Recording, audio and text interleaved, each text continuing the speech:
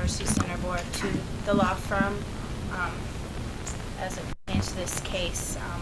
I have informally spoken to other campuses who express interest in donating money to this cause because what happens here is to a degree going to affect what goes on at other campuses and their student governance boards and their fee-funded facilities as well. So that's money's incoming at a future date, hopefully. My question is what happens if we were, or worst case scenario, what happens if we do not win the case and we are not able to pay back the UCA that way? Then what would happen, as has been discussed? At this time, they will not be able to, they will not get paid back.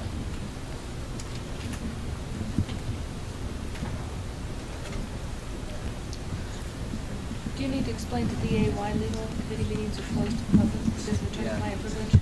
Right, I just let you just point of clarification. I was first notified that these. Please don't record. Thank you. I didn't. Revelle College Council or Revelle College?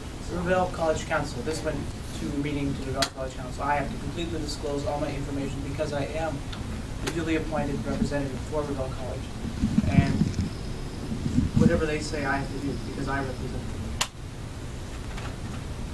Yeah. Yes. They did not support the loan, the board taking the loan, or they did not support the taking of legal Taking of the legal counsel? action and the acceptance of the loan. Both. If we accept it. Well, I'm Steve Devin. I'm the representative of the Graduate Student Association to the University Senate Board. And I just want to make clear that the Graduate Student Association is in support of this action. And basically what you have on this campus at this time is a situation of taxation without representation. Students are paying $112.50 every year for the maintenance of these facilities, and yet, as we have seen, they have no effective voice over where that money gets spent. In fact, students are even unable to obtain an independent opinion, independent legal opinion regarding their status on issues as contentious as whether or not we had the authority to amend our charter in the way we did. We believe there was nothing in our charter that stated that the administration must approve changes to the charter. The changes, in fact, the procedure outline was very specific, saying there was a 2/3 vote of the board, followed by approval from the Graduate Student Association and Associated Students. The Graduate Student Association did approve those changes to the charter. The Associated Students did approve those changes to the charter, and it was also ratified in a student referendum. So I just want to. I'm trying to get some feedback here because today you just went to your board and got some good advice from them.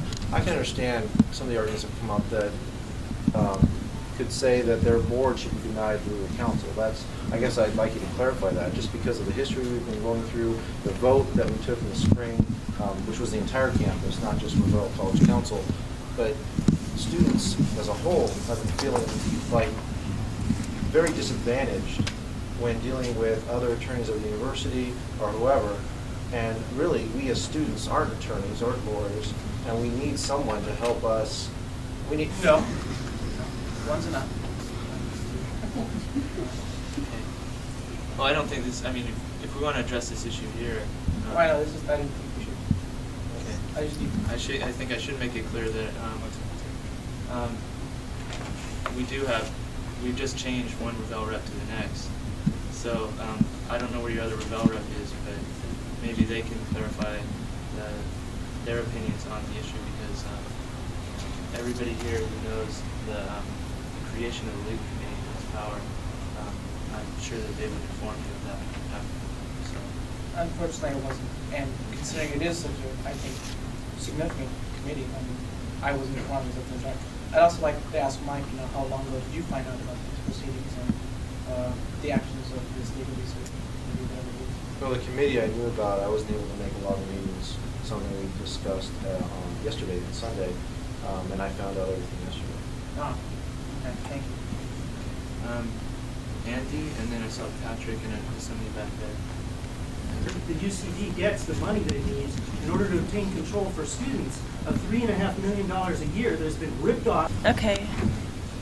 Well, we opened up the textbook co-op on, it was September 21st, and we were just bringing textbooks in, and Jim Carruthers and Mr. Mort, I guess, or Ernie Mort, came in and said, "Everybody, please vacate. You know, you are violating student space," or something like this, and we didn't go because like we had been allocated this by the UCB, and we were just following in accordance with the UCB. So then they insinuated that we could lose like student standing, and we don't know where you stand. Like this could jeopardize you, and then like Randy, I believe, was threatened directly with suspension, and myself, and anyone. He said that anyone who was in the store at that time would be jeopardizing their academic career. I guess. Who said this? Jim Carruthers. And who else was it? Ernie Mort. Can you hear your name? Christy McGrath. And what college you went? Muir. And Ms. Rankin? Yep. Yes, right here. Oh, yeah. Were you threatened with suspension? Yes. Basically, I was told by people at the Young Board that if we were able to vacate the North Conference room, which was allocated by the UCB, that by 12 p.m. that afternoon, that we'd be suspended basically. And they did come around by 12, and they said that they already had written up the papers for it, that if we didn't vacate immediately, that we were suspended basically. You used they a lot. Jim Carruthers and Ernie Mort, I believe. Was Ernie Moore with him, or did Ernie Moore Yes. say anything? Was with. Did he? Can you like give me like a quote or some sort of paraphrase something more? From Ernie Mort. I mean, He was saying like, "Oh, you students don't know what you're doing," and I mean, you want a direct quote? I mean, he's at Revell, and if there's Revell students that he's working with, and if Ernie just said you don't know what you're doing, or whether Ernie said yes, you know you're going to be suspended, I mean, I like to hear that. Can you absolutely say that? he to me directly did not say the word suspension. Yeah, but he would just. I would testify on that Ernie Mort did say to my face that I was subject to suspension, and he had the papers with him, and he showed me. Well, he didn't actually show me the papers, but he said, "Here are the papers. If you don't vacate them, you're facing suspension." To be honest, I will testify on that behalf. Randy, I'd like to ask you a couple of questions. First of all, what college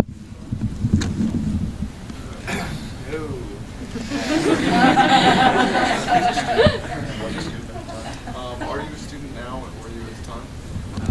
No, I basically took the quarter off to concentrate on the co-ops alive campus. You plan to continue being a student at this university? Yes. Have you, I recognize asking this question. You don't have to answer this question because it doesn't involve your legal rights.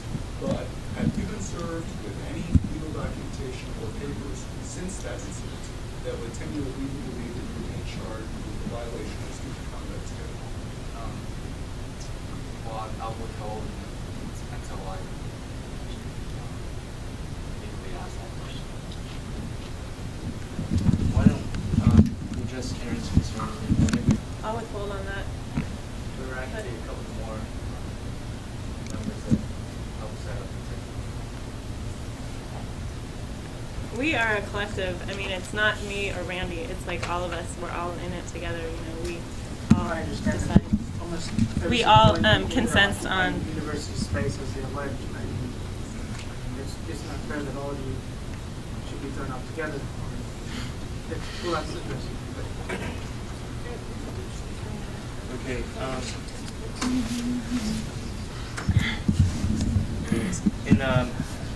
I'd like to stop the meeting for a 5-minute recess if the board agrees in about 8 minutes, and that'll be 6:45, and then we can continue with our regular meeting.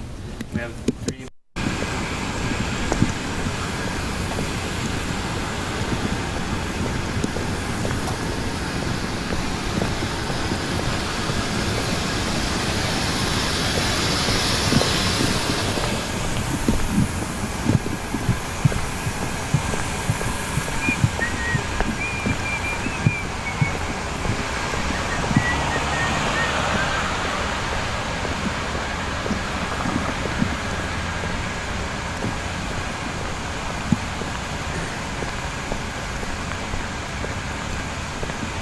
Let's go up the street, River.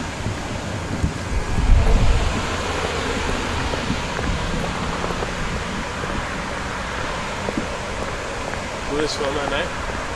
Huh? Will it film at night? Only where light is. Yeah. Cop cars and flares are good for that, though.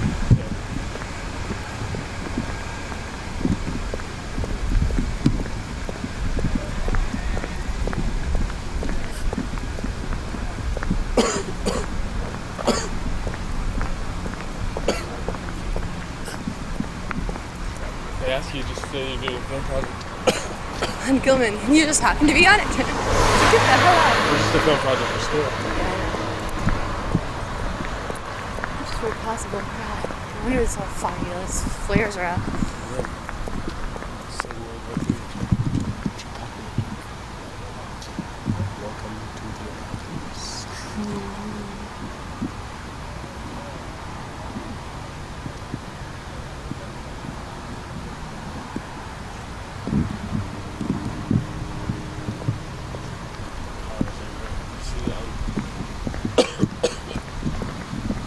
What did it say then?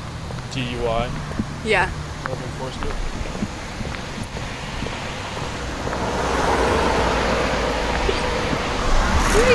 Deep together, you.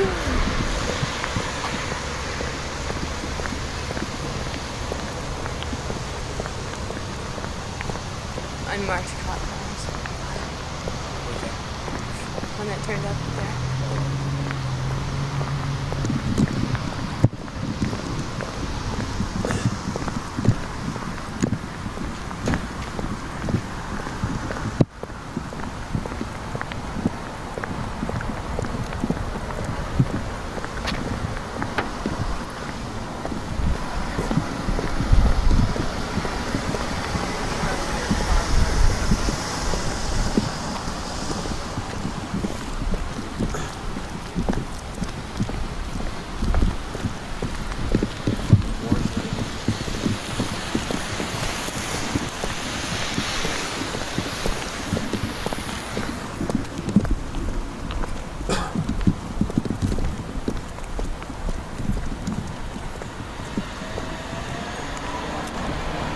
Stop first. Until they're going to stop and check this out. Probably.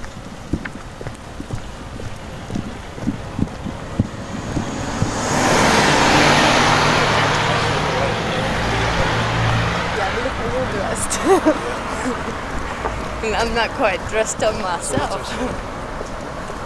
I can know more than what it is.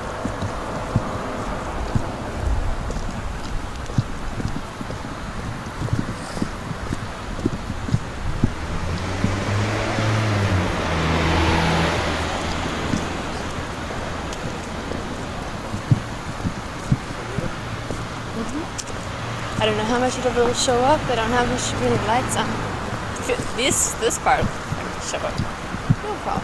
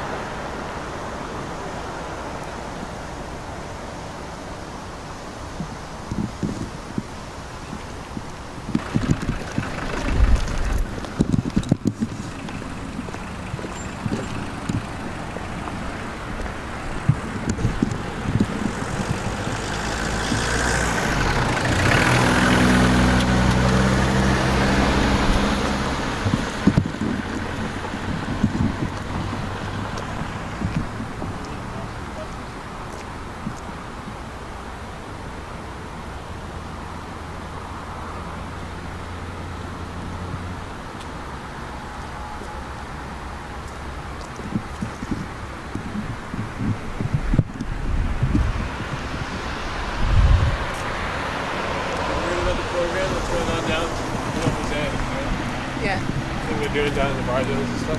No. They've got 4 cars that go. 2 of the cars, two of the cars just go for backup for the other 2 cars. 2 cars have TV scanners and cameras. And they follow everywhere they go.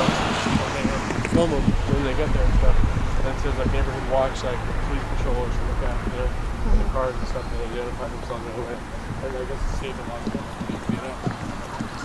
And they call the people who always get busted at the cheer and stuff, you know, they're happy to like.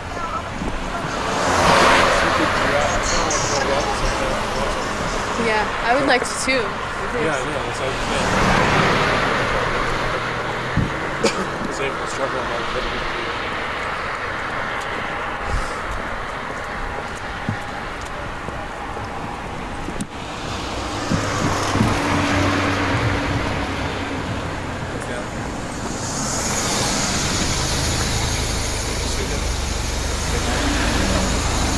Might as well. Not really much else here. So, he's not going to be into it. He's going to, oh yeah. Might as well. Well, I don't know. Let's find out what they want to do.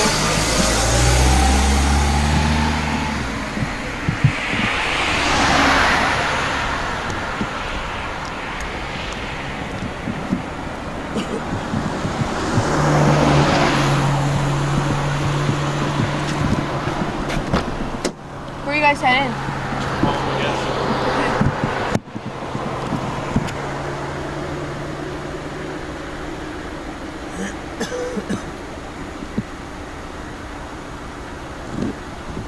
We'll see you later, Jason.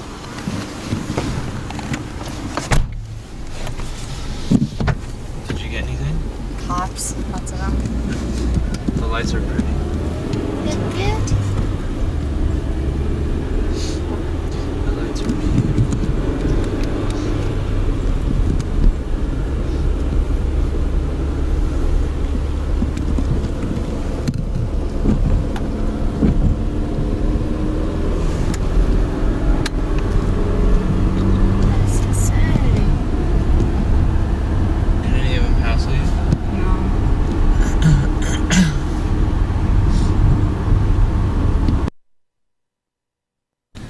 I wanted to inform the public that we have 2 items under IOIC tonight.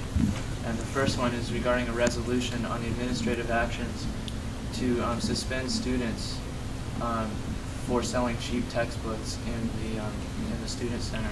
Essentially what the board had made an allocation to this organization, and it was under our assumption that that was an appropriate allocation and would follow policy. And I gave the go-ahead on behalf of the board for them to occupy the space and start selling textbooks. Apparently, when they began their operations, they were threatened with suspension papers because they had been commencing their business. It's my understanding that the Director of Legal Affairs, Nick Aguilar, and our own Director of this board were responsible for suggesting that people would be suspended if they did not leave those premises. This is a highly intolerable situation, and the people who should be addressed is the board and not the students. It's a serious threat to say that students are going to get suspended because of board's actions. And I wanted to make it clear to the public that this board is trying to address that tonight by saying any administrative action should be directed towards this board, because we are the ones who told the students that they can occupy that space.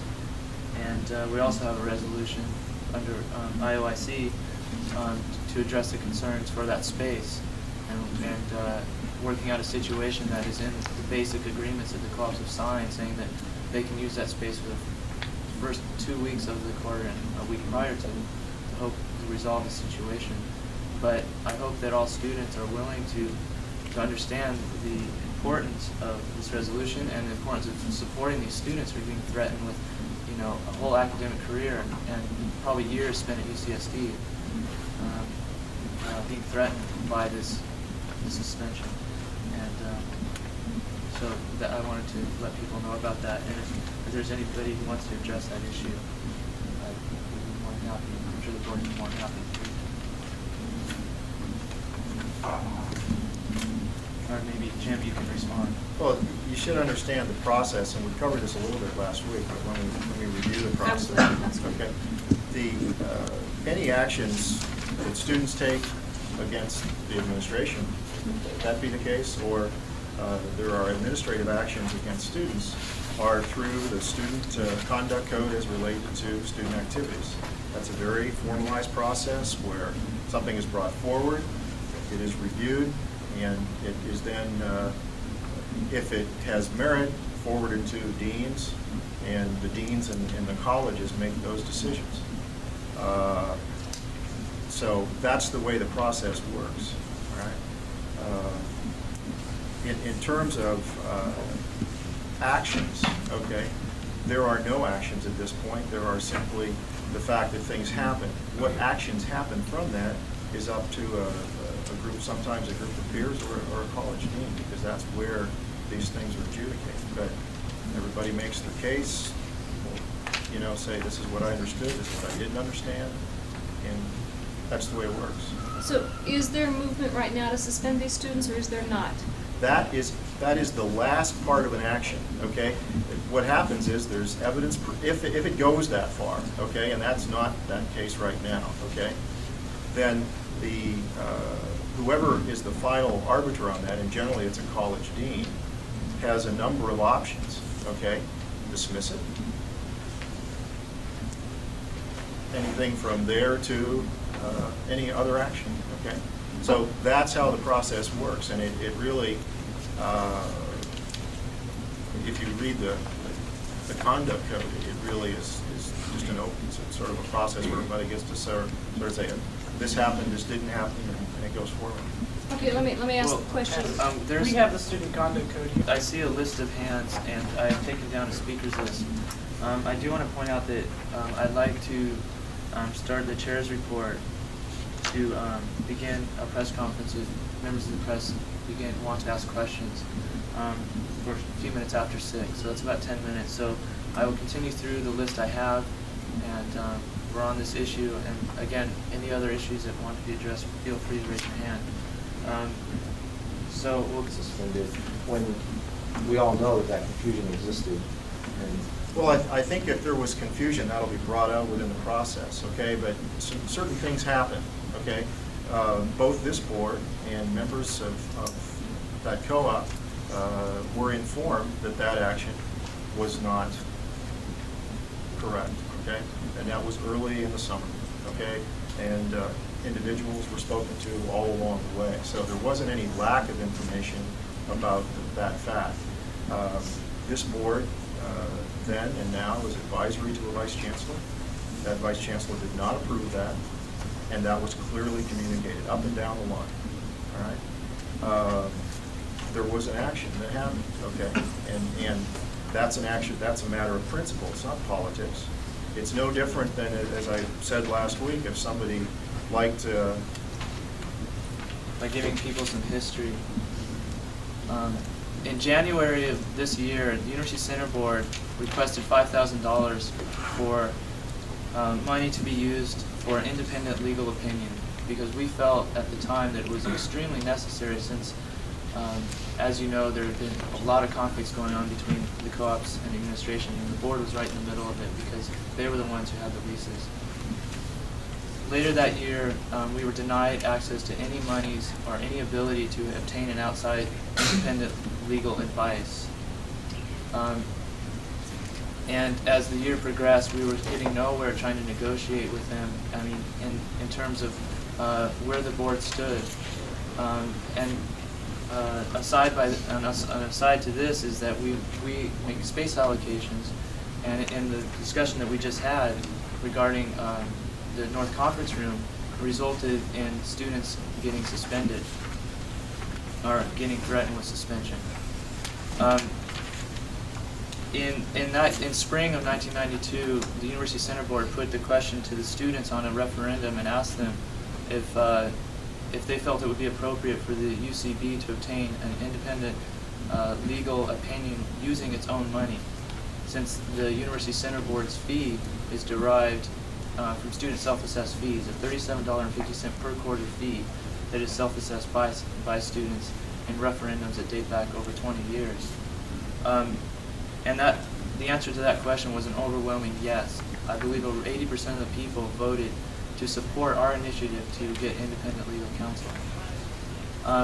Today we filed in Superior Court a suit which would, the purpose of it is basic, is to use our money to pay for independent legal counsel. And ultimately the right to control these facilities and the fees, the right to have space allocations. I believe, and I strongly support this statement, that the results of our actions today are derived from the hostile and aggressive actions of the administration that have been taking place in the last year. And just less than a year ago, we experienced one of the co-op bookstore having its electricity turned off because they said that they were violating alleged PPMs that we never saw. The directives of the UCB were not even being listened to.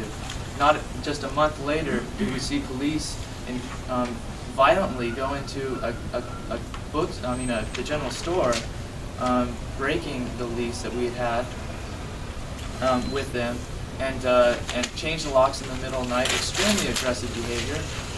And finally, we see denied the right to even use our money to get an opinion for legal counsel. I mean, the first thing we said is, well, we don't know what our rights are. Let's get some advice. That was denied to us. And ultimately, we're here today with students being threatened with suspension on issues that this board is responsible for. And as a result, through unfortunate circumstances, we felt that the only recourse was to get an independent legal counsel and take it on ourselves to file suit for that right. This is a big issue that's going on right now. Berkeley, the graduate students are on strike. Students at UC Santa Cruz were beaten violently by police over issues of fee hikes. This is not something that's isolated to UCSD. This is something that's going on all across the state. And I think that we're going to have to resist these kind of manipulations of student fee-funded facilities and fees, and understand that people are having difficult times. And the only crime that these people did, the people who were getting threatened with suspension, was to sell cheap textbooks to their peers in order to lessen the blow of fee hikes. So with that, I'd like to open up to any other members of the board who would like to address some questions, that if there's any people who are writing. Letter from Molly McKay, who was the chair of the University Center Board last year, who wrote to Joanna Beam, who is the attorney for the UC General Counsel. And she asked some questions of Joanna Beam. Joanna Beam sent back some replies, but failed to answer 2 critical questions. Molly McKay then sent back another letter re-asking those questions. Dear Mrs. Beam, I want to thank you for your April 3rd reply to my letter of March 11th, '92, but you still haven't answered the last 2 questions in my letter. I will repeat them here. Please explain precisely, citing specific laws, policies, rules, regulations, guidelines, etc. Who gave the UCSD administration signatory power over funds generated from the University Center fee? And what is the basis for denying the UCB access to University Center fee funds to cover its legal expenses incurred in serving the interests of the UCSD student body? I will appreciate your prompt reply. Thank you very much. Sincerely, signed, Molly McKay, University Center Board. The response was not from Joanna Beam. The response was, Dear Chair McKay, as you have been informed, your April 13th letter to General Counsel Beam has been referred back to me. I would request that you would direct these and all other legal questions to Director Carruthers. Your cooperation in this manner would be appreciated. Joseph W. Watson, Vice Chancellor, signed. Our access to legal counsel was denied because we finally started asking a question that made sense. Asking why the UCSD administration has control over a student self-assessed fee originally implemented in 1969 by members of the university body. And in fact, the UC president at that time, as quoted in the Trident Times, April 11, 1969, he said, control of these operations should be solely with the students. Well, obviously something went wrong in the period between then and now. It's concerning legal issues. The director's not a lawyer. We need legal advice. And now, finally, I hope that you agree that what we've done by filing a lawsuit is going to bring us that legal advice, because we filed a lawsuit that very specifically asks for declaratory relief. We're basically asking a judge to say, okay, this is the situation. We would like you to explain to us the contractual relationship between the University Center Board and the University Administration. We're not suing for damages. This is actually one of the most feeble kinds of lawsuits. We're simply asking a court to give it its opinion, since we can't get an answer at the University Administration that fits our needs. And this, I'd like to read for the record, the UCB resolution on legal action, just to say this is where our authority comes from to do this. Whereas the University Center fee, formerly a student center fee, is a fee self-assessed by UCSD students for their own use and benefit, including the construction, renovation, maintenance, and administration of the University Center buildings and student activities.